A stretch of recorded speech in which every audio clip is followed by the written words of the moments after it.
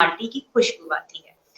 तो अब हम बात करते हैं श्री प्रताप सोमवंशी जी से, जो एक कवि हैं, जो मीडिया में हैं और जिनकी तो उपलब्धियां कहने और सुनने के लिए बहुत कम है। तो सर, मैं माया आपका स्वागत करती हूँ सुरताल फेस्टिवल में, और हम आपके आभारी हैं कि आपने आज रविवार की जो शाम है, आपकी जो किताब है इतवार छोटा पड़ गया। मुझे लगता है अगर हम आपसे बातें करते रहेंगे तो इतवार वास्तव में छोटा पड़ जाएगा। जी, तो आपसे सुनना चाहेंगे कि कैसे आपकी आपकी जो यात्रा रही वो कहाँ से शुरू हुई, किस तरह से शुरू हुई? तो सबसे पहले सुरताल के सुनने वालों को, सुरताल से जुड़े लोगों को और माया जी आपको बहुत बहुत बधाई। और सबसे बड़ी बात यह है कि आपने अभी जैसे आप कहती हैं कहाँ से प्रेरणा मिली, तो जैसे ब्रह्मपाल नागर जी, इसी तरह के लोगों से प्रेरणा मिली जो अपनी लोक कलाओं के लिए, अपनी देशज कलाओं के लिए जो काम करते हैं।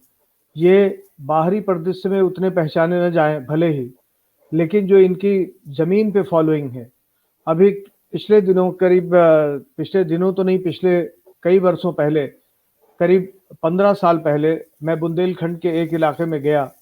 मुझे नहीं पता था बुंदेली के उस लोक गायक के बारे में। उनका नाम था देशराज पटेरिया। पहली बार मैं सुना। वहाँ जो लोग थे, वो लोग दौड़ रहे थे कि देशराज पटेरिया आने वाले हैं। तो मैं सोचा कि ये लोग, मैं अज्ञानी कि मैं जान नहीं पाया इनके बारे में। तो देशराज पटेरिया आए तो लोग दौड़ते रहे उनके पीछे पीछे। जब वो गाने लगे तो एक खड़ा हुआ, बीच में बैठा हुआ एक बूढ़ा, उसने खड़े होके कहा कि वो फला वाला गाना गाना। तो उन्होंने मजाक में कहा कि मुंह में तुम्हारे दांत नहीं है, लेकिन गाना वही अच्छा लगता है जो मेरा था। ये तो मेरा 25 साल पुराना गाना है। तब मैंने देखा कि 25 साल से वहां पे हैं।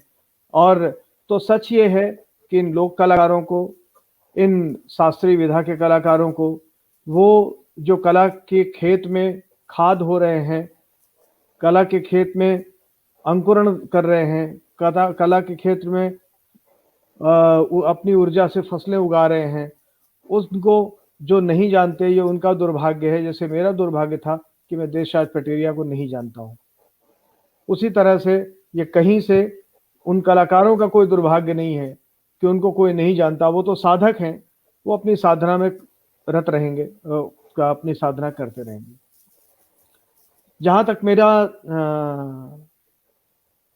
सफ़र है, बिल्कुल ब्रह्मपाल नागर जी जैसे जुड़ा हुआ है कि मेरे यहाँ भी जिस परिवार परिवेश से हम आते हैं, वहाँ कविताएं लिखना, मतलब कविता लिखते हैं तो बोले और क्या करते हो? कविता लिखने का तो कोई काम होता नहीं है। कविता लिखने का काम ये कि उदास आदमी लिखता है। लोगों को लगता है कि प्रेम में टूटा हुआ है तो वो कविता लिख रहा होगा, या कोई खाली बैठा होगा वो कविता लिख रहा होगा। तो कविता लिखने को ऐसे ही कि शब्द तुक ताल ऐसे ही जोड़ रहे हैं। कविता विचार भी हो सकता है। कविता एक ऐसा माध्यम हो सकता है कि अगर पंडित प्रदीप लिख देते हैं मेरे वतन के लोगों, और लता मंगेशकर गा देती हैं, तो नेहरू जी रोने लगते हैं, नेहरू जी की आंख में आंसू आ जाते हैं। तो कविता प्रधानमंत्री से लेके और एक साधारण व्यक्ति तक को कविता प्रेरित करती है। जैसे जो गीत ब्रह्मपाल नागर जी ने फौज के लोगों को सुनाया, जनरल साहब को भेजा, वो कविता ही है। वो कविता के शब्द को, कविता के शब्द को वो स्वर देते हैं, कविता के शब्द को वो रचते हैं। तो कुल मिला के जो यात्रा होती है, यात्रा वहीं से शुरू होती है कि हमको सबसे पहले, हम सारे कलाकारों को, ज़्यादातर जो कलाकार हैं उन ज़्यादा कलाकारों को सबसे पहले अपने घर में संघर्ष करना होता है, अपने परिवेश में संघर्ष करना होता है। क्योंकि कोई पिता अपने बेटे को रागिनी गायक नहीं बनाएगा, कोई पिता अपने बेटे को बुंदेली गायक नहीं बनाएगा, कोई पिता अपने बेटे को कवि नहीं बनाएगा, कोई पिता वो तो कोई बनाना नहीं चाहता है। ये तो बन जाते हैं क्योंकि इनको उससे प्यार होता है और अपने को एक्सप्रेस करने की जो ललक होती है। तो अपने को एक्सप्रेस करने की ललक में ही मैंने कविताएं लिखी। और कविताएं जैसे पहले स्वांतः सुखाय लिखी जाती है, कोई भी कला होती है पहले खुद को सुकून देती है। उसके बाद फिर दूसरे के पास आती है, फिर दूसरे से तीसरे, फिर वो मल्टीपल हो जाती है। तो कविता पहले मैंने अपने लिए लिखा, फिर उसके बाद जब लोगों तक सुन पहुंची तो लोगों ने कहा आप अच्छा लिखते हैं, तो वही प्रोत्साहन होता है, तो आप और लिखते हैं।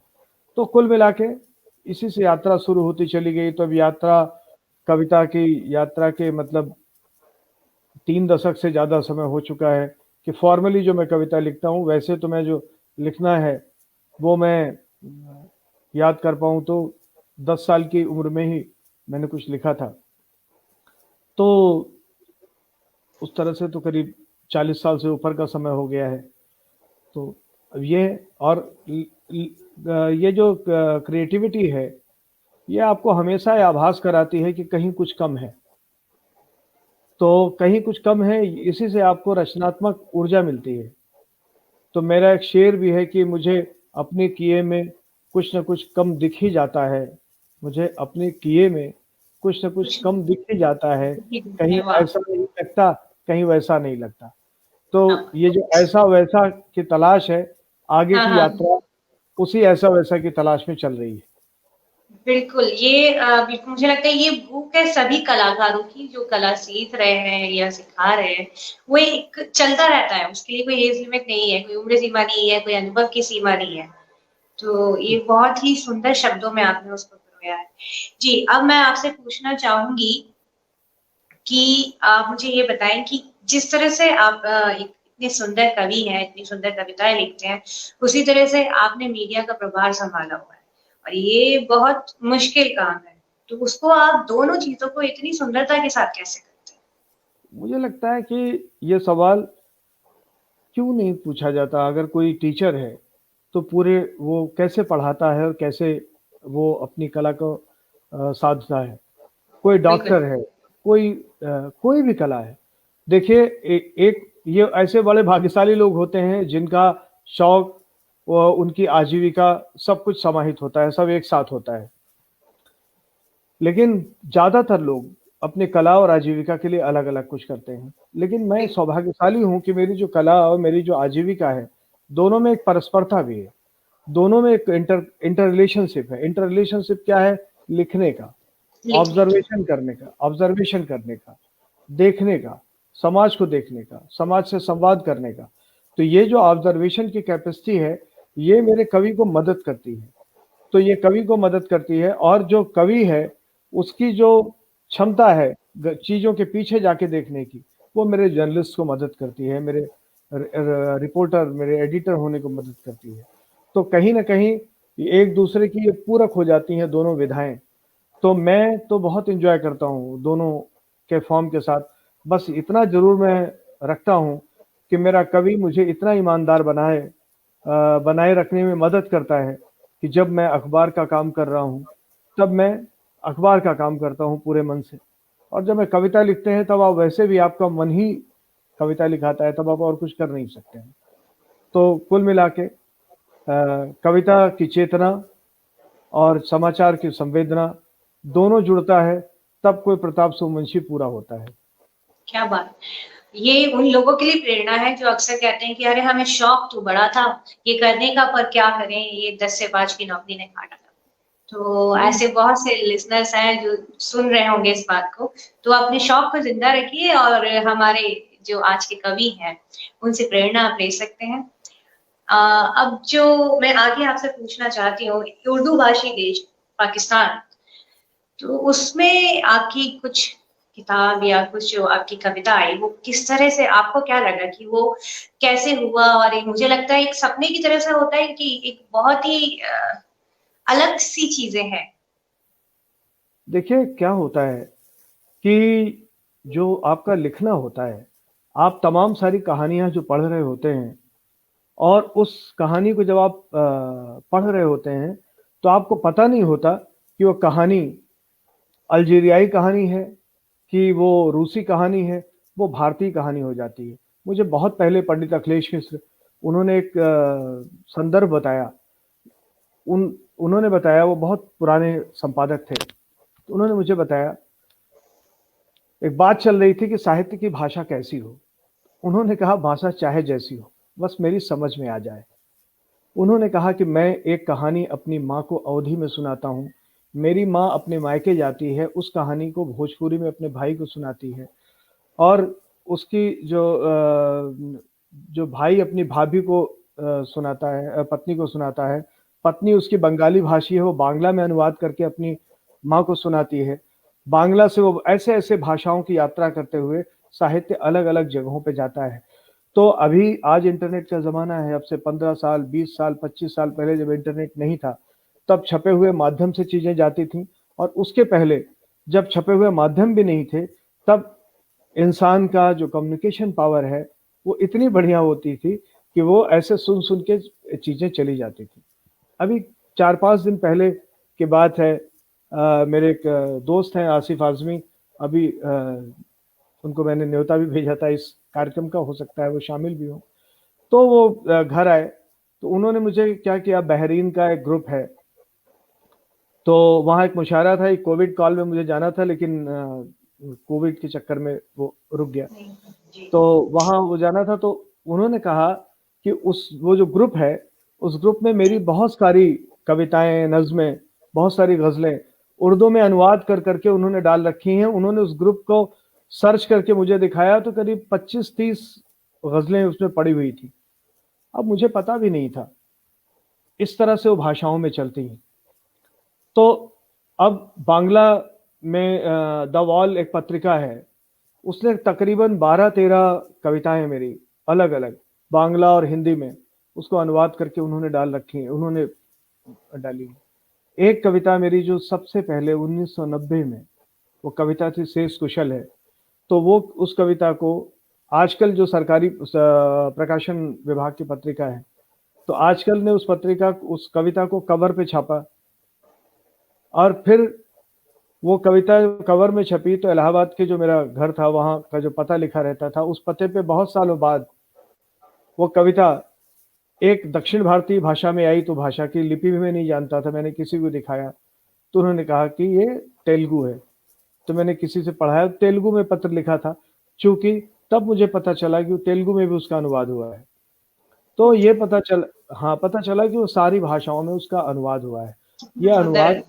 हाँ, अनुवाद किताब में हो ना हो, कविता में हो ना हो, लेकिन ये जो लोगों के मन में अनुवाद होता है ना कविताओं का, जी। जो लोग सुन के और एक दूसरे को सुनाते हुए जाते हैं, और एक कहा जाता है कि अच्छा शेर आवारा हो जाता है, वो आपके हाथ में नहीं रहता।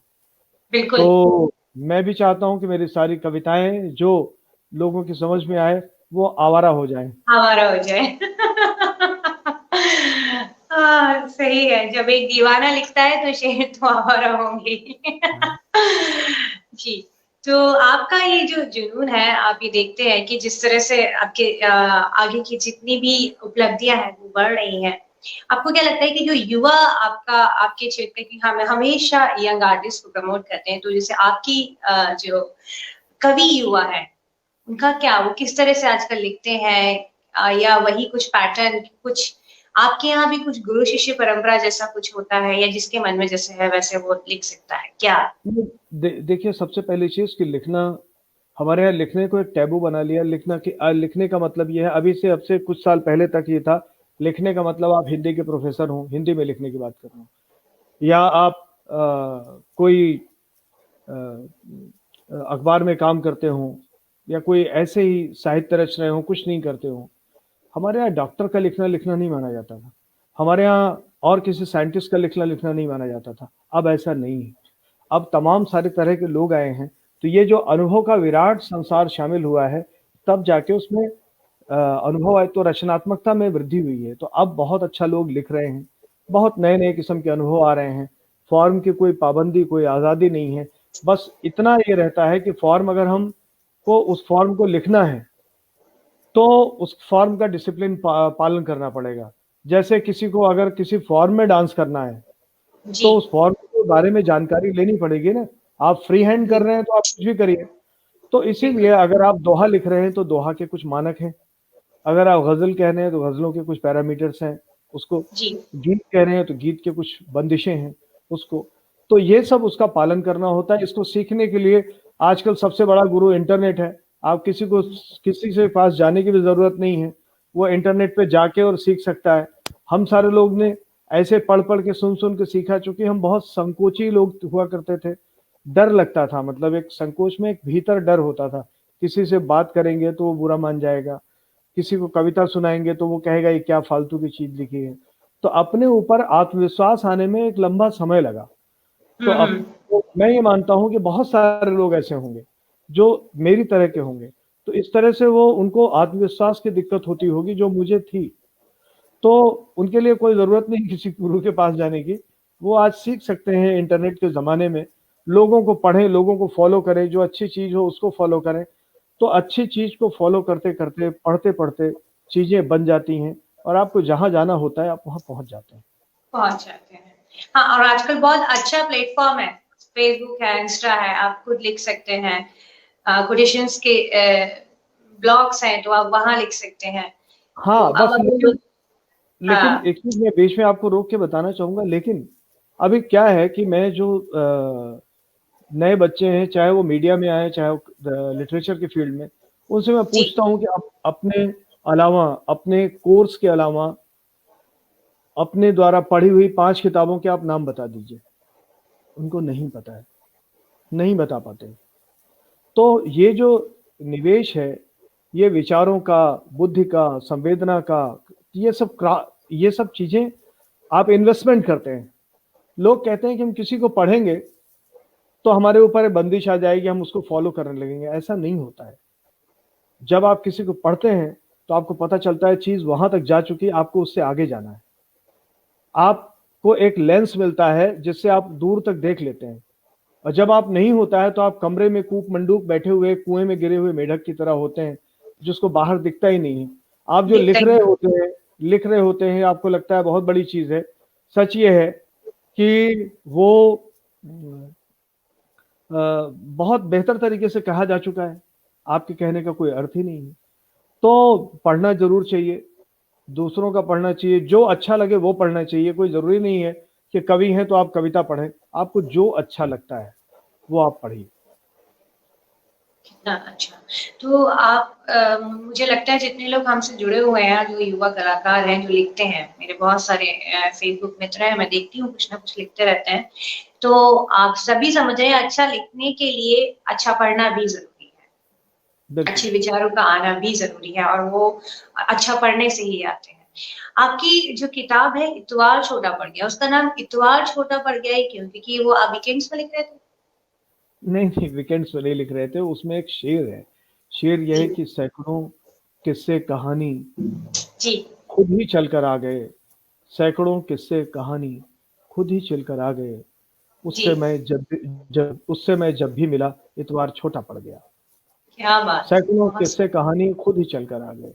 अब वाह। ये जो शेर था, इनफैक्ट जी ये जो पूरी गजल थी, वो मेरे एक जी दोस्त हैं यतीनजीत सिंह, यती जी जिनको मैं कहता था, जी जो कुछ बरस पहले नहीं रहे कैंसर से। तो ये उनके बातचीत के बीच जब उनसे हम बात करते थे तो जी इतवार को ही अक्सर मुलाकात हो पाती थी, तो वो कहा करते थे कि भैया ये इतवार तो कुछ छोटा पड़ गया।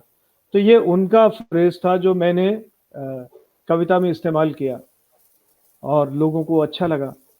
तो यहाँ पे पहले क्या था कि जब इतवार छोटा पड़ गया, सिर्फ जब लोग ये पढ़ते थे तो लोग लगते थे इतवार से कोई शिकायत है, इतवार से शिकायत का शेर है कि इतवार छोटा पड़ गया, मेरे पास छुट्टी का टाइम था खत्म हो गया। ऐसा नहीं था। जी हाँ। ये इतवार छोटा पड़ गया यानी जब दो लोग मिलते हैं तो उनके हम्म। बीच जो समय कम पड़ता है, तो ये जो परस्परता, बॉन्डिंग इतनी अच्छी थी, हमारी बॉन्डिंग इतनी अच्छी है कि हमें बात करते करते कब समय चला गया पता ही नहीं चला। वो जी हमारा समय कम पड़ गया, समय छोटा पड़ गया। तो ये जो समय का छोटा पड़ना है, इतवार वैसे छोटा पड़ा। वैसे शेर को कहीं बांध के नहीं रख सकते कि आप ऐसे सोचें वैसे सोचें। मैंने जो लिखा मैंने इस फ्रेम में लिखा, कई लोग जो सोचते हैं वो भी ठीक सोचते हैं। और इतवार छोटा पड़ गया अब एक प्रतीक के तौर पे है। अभी मैं उजाला अखबार के, वो अभी सुन भी रहे हैं, तो उन्होंने मुझसे कहा कि ये तुम्हारा ये जो इतवार छोटा पड़ गया, ये फ्रेज के तौर पे ये सब जगह सोशल मीडिया पे ट्रेंड करता है, इसका हाँ हैशटैग बहुत लोग यूज करते हैं। तो मैंने कहा अच्छी बात, आज सुबह ही उनके पास कहीं से वो टहलता हुआ फिर चला गया शेर। जी तो जी वही जो मैंने कहा, अच्छा शेर आवारा हो जाता है। तो वैसे ही जैसे अभी ये प्रेम भट्टेरी साहब सुन रहे हैं, ये मेरे दोस्त हैं, जिन्होंने लिखा है कि वो राम तुम्हारे युग का रावण वाला शेर भी आवारा हो गया है। तो डॉक्टर साहब बहुत बहुत, हाँ डॉक्टर साहब बहुत बहुत जी। नमस्कार आपको। ये हर दिवाली दशहरे पे सबके फोन में कई नामों से आता है, कई बार अज्ञात बन के आता है, कई बार अलग अलग शायरों के नाम से आता है। और आपको जी अगर याद हो, मेरी और आपकी पहली बार जब बात हो रही थी तो उसमें हम किसी के बारे में बात कर रहे थे और कुछ दिवाली या होली जैसी बात थी, तो शायद मैंने भी कहा था सर ये बहुत अच्छा है। उस समय तक मुझे शायद खुद को भी नहीं पता था, आपने कहा ये मेरा ही लिखा हुआ है। फिर आई वाज शॉक्ड कि अरे मेरी आपसे बात हो रही है। क्योंकि ये बहुत फेमस है, बहुत बहुत ही हर बार आएगा ये मीटिंग्स में। जी तो मुझे सुन के बड़ा अच्छा लगा था कि आपसे बात हो रही है। और जब मुझे आपने कहा ना कि ये मेरा है, तो मुझे लगा मतलब सच में, मतलब इट्स लाइक कि अभी तक पता ही नहीं था। क्योंकि हर बार हम लोग जब पढ़ते हैं तो जरूरी नहीं है कि जब वो फॉरवर्ड होके चीजें आती हैं, फॉरवर्ड ग्रीटिंग्स आते हैं, उसमें सही कभी कहीं नाम लिखा हो, कई बार सही भी होता है, पर जी लगता है नहीं किसी ने भेजा है तो हो सकता है उसने ही जी जी। उस तरह से उसको लिखा हो। जी। तो आप अगर 2 लाइनें वो सुना दें तो इतवार छोटा पड़ गया। इतवार छोटा पड़ गया, तो मैंने उसका शेर सुना दिया। और वो राम तुम्हारे, वो मैं शेर पढ़ राम। देता हूँ।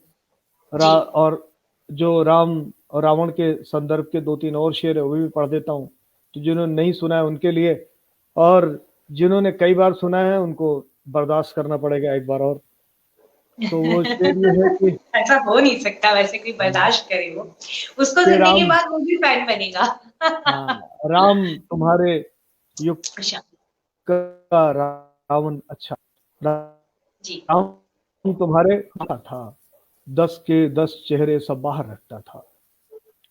और एक शेर और है कि सिंहासन हो, मर्यादा हो, राम भी हो, ये मुश्किल है।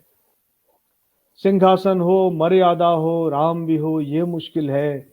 ओहदा पैसा आ जाने पर रावण भी हो जाता है। और शेर ये है इसी सिलसिले का कि राम के संग सीता मैया तो हर युग में वनवास गई हैं। राम के संग सीता मैया तो हर युग में वनवास गई हैं। राज तिलक के बाद मगर निष्कासन भी हो जाता है। राज तिलक के बाद मगर निष्कासन भी हो जाता है। और एक इस सिलसिले का एक शेर ये देखें कि जी लोगों ने यहाँ राम से सीखा तो यही बस, लोगों ने यहाँ राम से सीखा तो यही बस, हर शख्स ही सोने का हिरन ढूंढ रहा है। क्या बात, बहुत सुंदर हर बहुत शख्स सुंदर। ही सोने का हिरन ढूंढ रहा है। जी। तो ये जो आपने ये जो शेर कहा, इसके पीछे कोई इंस्पिरेशन थी या फिर मन के भाव थे, आप देख रहे थे चीजें? और ये जो सब आजकल जी प्लीज। ये ये सब मिला जुला होता है, इंस्पिरेशन होता है, भाव होता है, सब कुछ मिल जाता है। जो आप कोई कविता या कोई शब्द लिखते हैं ना, तो कल को कहीं कहीं कभी की कहीं सुनी हुई बात, बहुत पुरानी कोई बात आपके जहन में आती है, और फिर वो बात कविता बनती है। आज जो हम बात कर रहे हैं, इस बात से कोई बात कब निकलेगी ये हमको नहीं पता, निकलेगी कि नहीं निकलेगी। निकलेगी तो 1 लाइन होगी, 2 लाइन होगी, क्या होगा पता नहीं। जी। तो आपका धन्यवाद, आपने हमें अपना इतना समय दिया और आपने हमेशा अंजना वेलफेयर सोसाइटी के कार्यक्रमों से आप जुड़े और अपना आशीर्वाद दिया, अपनी दुआएं दी और इस सफर को और सुंदर बनाया। आशा करती हूँ हम जल्दी एक दिल्ली में ही हम लोगों ने प्लान किया है, जल्दी बिल्कुल। ऑफलाइन फेस्टिवल कर रहे हैं, तो आशा करती हूँ वहां आपको देखने सुनने को दोबारा, जिसमें मैं खुद भी परफॉर्म करने वाली हूँ, तो देखने सुनने को दोबारा बहुत मिलेगा। बहुत बहुत बहुत बहुत सबका आभार। और हिमांशु लाल, संतोष खेडवार, तो खिरवाड़कर, इनका पूरा नाम, इतना संतोष जी का नाम से मैं कहता हूँ, लेकिन ये उच्चारण में मेरा गड़बड़ हो जाता है, तो उसके लिए माफ कीजिएगा। और बहुत सारे लोगों ने हमें देखा धर्मेंद्र और भदौरिया, बहुत पसंद है। हाँ जी, सबको बहुत बहुत धर्मेंद्र, बहुत बहुत धन्यवाद, बहुत बहुत आपके धन्यवाद। काफी सारे लोगों ने आपको देखा सुना, और उन सभी बहुत को धन्यवाद कि उन्होंने इस प्रयास को सार्थक बनाया। बहुत बहुत धन्यवाद। जी सर, थैंक यू। नमस्कार। नमस्कार। अब हमारे साथ जुड़ गई हैं